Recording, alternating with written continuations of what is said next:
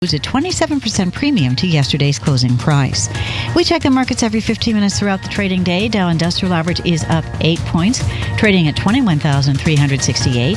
S&P 500 down 2, less than 0.1%, trading at 2430. The Nasdaq is down 11 points, 0.1%, trading at 6154. West Texas Intermediate crude oil up 25 cents a barrel, 0.6% to 44.71. Gold up $1.50 an ounce at 1256.10, and the 10-year Treasury up 2/32 with a yield of 2.1549. Among today's top business stories, Neil Kashkari, president of the Federal Reserve Bank of Minneapolis, said today that he dissented against the central bank's decision to raise interest rates this week because of recent softening in inflation data. New home construction dropped 5.5% in May, and April's numbers were revised lower. The expectation had been for gains of more than 4%. Builders saw declines in construction of both single-family homes and apartment buildings. Perhaps even worse, a less volatile look at future activity, housing permits also tumbled almost 5%. That's a Bloomberg Business Flash. Over to you, Carolyn Corey. All right, Catherine Cowdery, thank you very much for that. Sprig was an on-demand food delivery service based in San Francisco. It cooked its own meals in-house and delivered them with drivers. Like many of its peers, Sprig struggled to make the business work. In a post on its website, the company's CEO wrote there was strong demand for Sprig's high-quality food, but the logistics were a challenge. Catherine Cowdery, Bloomberg 960 and 103.7 FM HD2. Is setting up a joint venture in China. With more, here's Bloomberg's Catherine Cowdery. UPS is gaining a stronger foothold in one of the world's hottest markets for online retailing. It's joining forces with SF Holding in China to haul more U.S.-bound goods and to capitalize on booming e-commerce in China. UPS and SF Holding will each invest $5 million in the 50-50 venture. The partnership will offer customers more routes, shipping capacity, and service options. Catherine Cowdery, Bloomberg Radio. Catherine Cowdery. Catherine. Juliet, Attorney General Jeff Sessions says he will not be the one leading any ongoing or future investigations into the Trump presidential campaign. At the Justice Department, Sessions said he's recusing himself as any good attorney general should do. Sessions was involved in Trump's campaign and also spoke to the Russian ambassador twice during campaign season. Sessions was asked about what the two discussed. Before Sessions' news conference, Trump said he has total confidence in the Attorney General. Malaysia's Foreign Ministry says it's concerned about the use of a toxic chemical to kill the estranged half-brother of North Korea's ruler in Kuala Lumpur's airport on February 13th. The ministry says the use of the chemical in a public place could have endangered the general public. 2 women have been accused of smearing VX nerve agent on the man's face and are charged with murder. A North Korean envoy says a heart attack likely killed Kim Jong-nam, not VX. Japanese Emperor Akihito met with Vietnam's Prime Minister in Hanoi on Thursday. Akihito and Empress Michiko, in the first ever visit by a Japanese emperor, were on day 3 of a 6-day trip to the Southeast Asian country.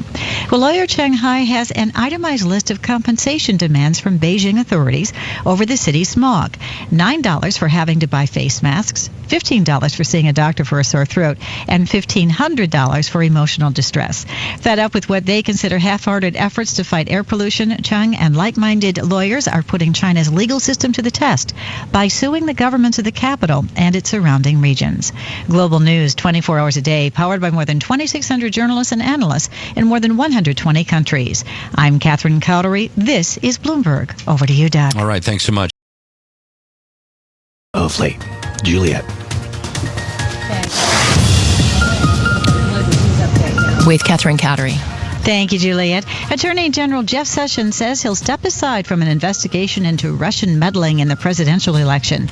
At a news conference today, Sessions said it was not his intent to mislead anyone during his confirmation hearings about undisclosed contacts he had with the Russian ambassador. China's Communist Party has for many years maintained a check on the power of its leaders by calling on them to retire if they've reached age 68 when a new term begins.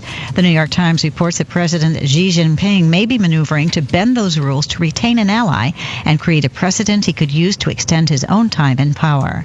The Nashville Zoo is welcoming the birth of a clouded leopard, a rare, mysterious cat native to Asia. The birth is a result of a project between the Nashville Zoo and the National Zoo. Global news 24 hours a day, powered by more than 2,600 journalists and analysts in more than 120 countries. I'm Catherine Cowdery. This is Bloomberg. Over to you, Juliet. Thank you very much, Catherine. We're going to Malaysia is ramping up the pressure on Pyongyang. With that and other global news, here's Bloomberg's Catherine Cowdery. Catherine. Thank you, Juliet. Malaysia has issued a statement condemning the use of a banned toxic chemical weapon in the killing of the half-brother of North Korea's leader. Malaysia has not directly accused North Korea of being behind the February 13th killing of Kim Jong-nam, but the statement from the foreign ministry comes hours after a North Korean envoy rejected a Malaysian autopsy finding that VX nerve agent killed Kim. The envoy said the man probably died of a heart attack because he suffered from heart disease, diabetes, and high blood pressure. Attorney General Jeff Sessions has announced he will step aside from any investigations into the Trump campaign and any involvement with Russian officials. Democratic Senator Chris Coons of Delaware welcomed the move. Sessions' decision to remove himself from the investigation follows revelations he twice met with the Russian ambassador and didn't say so when pressed by Congress.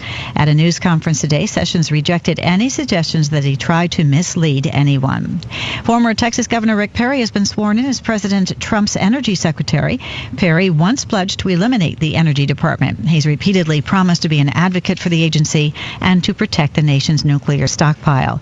Perry also said he'd rely on federal scientists, including those who work on climate change. Chinese fighters, bombers, and early warning aircraft flew through Miyako Strait to the western Pacific Ocean to carry out a drill with China's Navy fleet. That's according to a report from Xinhua. The strait is located between Okinawa's main island and an island near Taiwan. Global news 24 hours a day, powered by more than 2,600 journalists and analysts in more than 120 countries. I'm Catherine Cowdery. This is Bloomberg. Over to you, Doug. The latest business news, Charlie Pellet has that for us. And Charlie. thank you very much, Lisa Bramo. It's got to begin with Irma. It is the big story, one we'll be covering right here on Bloomberg Radio, and lots of focus not only on commodities, but also for the people involved in trying to get out of harm's way.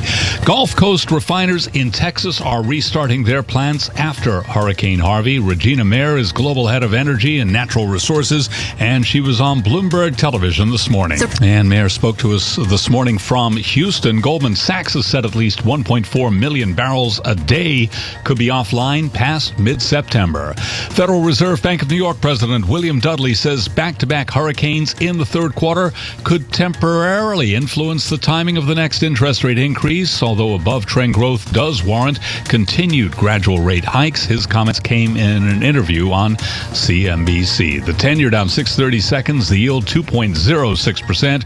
Gold higher by $1.20 the ounce to $13.47, a gain there of 0.1%. Crude oil pulling back now by 3.2%, down $1.56 a barrel to $47.53. Continuing to watch Kroger plunging after the supermarket chain abandoned its practice of offering long-term guidance. Shares of Kroger down 7.8%. Again, recapping, the Dow up 32, up 0.1%. S&P down 1.1%. I'm Charlie Pellet, and that is a Bloomberg Business Flash. Thank you so much, Charlie Pellet. We are going to be talking. Thank you, Adrian, from the Bloomberg 960 Newsroom. I'm Charlie Pellet, and once again, good morning. Local elected officials in California could soon be banned from sending mail at taxpayer expense 60 days before an election. California lawmakers voted to send the bill to enact the ban to Governor Brown. Internal rules in the state Senate and Assembly already impose mailing blackout periods for state lawmakers, and the bill will also codify that prohibition in state law. Authorities say they have arrested 4 teens in connection with that fire that burned 100 acres of land in Gilroy, south of San Francisco. Canadian marijuana producers advanced today after Ontario said it will open as many as 150 government-run pot stores and allow online purchases as the country gears up for legalized recreational sales next July. Bay Area Business Time is 11:12. Time to focus on what's moving markets in and around the Bay Area. People familiar with the matter say Uber is under investigation by federal authorities in New York for its alleged use of a spyware program designed to undermine competition for its digital ride-hailing service. In another front to mounting legal pressure on the company, federal prosecutors and FBI agents in Manhattan have been investigating a program nicknamed Hell at Uber that allegedly allowed the company to spy on drivers from competing service Lyft. A consumer is suing Annie's for labeling its Naturals salad dressings as natural. With more on the story, here's Bloomberg's Greg Jarrett. I'm Charlie Pellet. The Dow higher, S&P, NASDAQ lower as investors monitor Hurricane Irma. We are seeing crude oil pulling back today. West Texas Intermediate crude seeing its biggest drop in more than 2 months as the storm threatens to curtail demand for oil. WTI is down 3.2% to $47.52 a barrel. Gold up $1.10 the ounce, higher by 0.1%. The 10-year down 6/32. Yield there 2.06%. S&P down a point, down 0.1%. NASDAQ down 33, down 0.5%. Dow Industrials up 30, a gain of 0.1%. I'm Charlie Pelleton. That is a Bloomberg Business Flash. More on that from Bloomberg's Charlie Pellet. Denise, drought and war cut production and eroded inventories, keeping global food inflation simmering. The Bloomberg Agriculture Spot Index, which tracks 9 of the world's top-selling corn products, was up about 6.5%, the 4th straight yearly increase. That's boosted the cost to bake bread, feed animals, and brew biofuels, exacerbating world hunger and compounding the global cost of living crisis. Denise? Thank you, Charlie. More from Bloomberg's Charlie Pellet. Denise, the review is not likely to include junking the airline's unique point-to-point network or losing its top executive. CEO Bob Jordan is pledging that no aspect will escape scrutiny.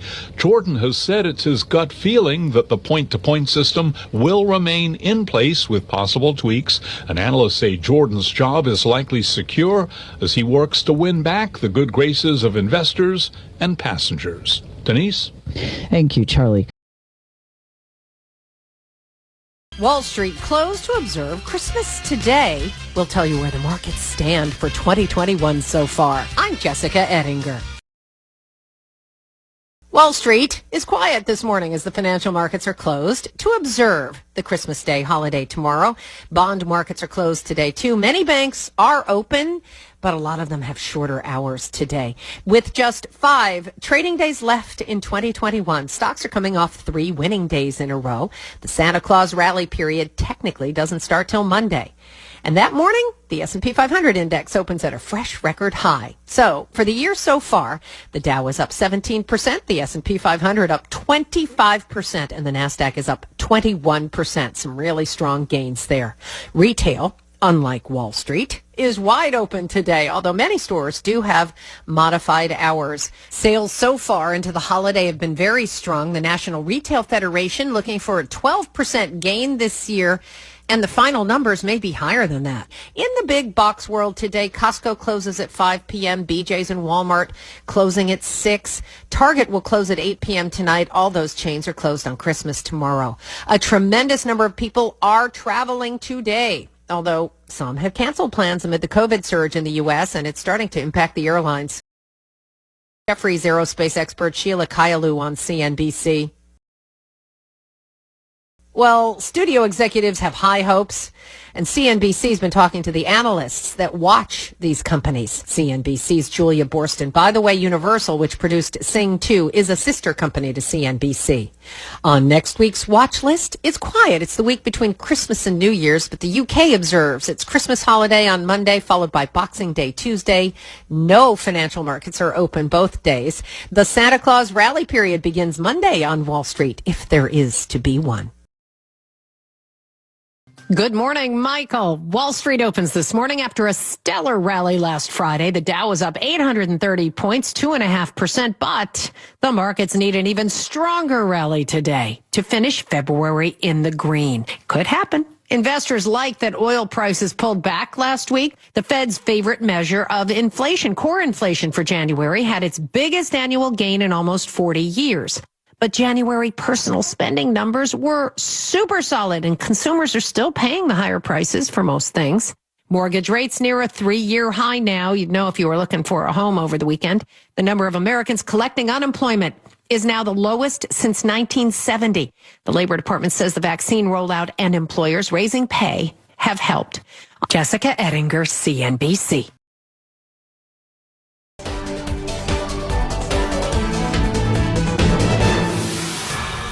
I'm Jessica Ettinger, CNBC. Stocks are poised to pop at the open. The Dow is indicated to soar more than 200 points. Crude oil is ticking near a 3-year high, and AAA says gas prices are up by an average of 4 cents a gallon in just the last week.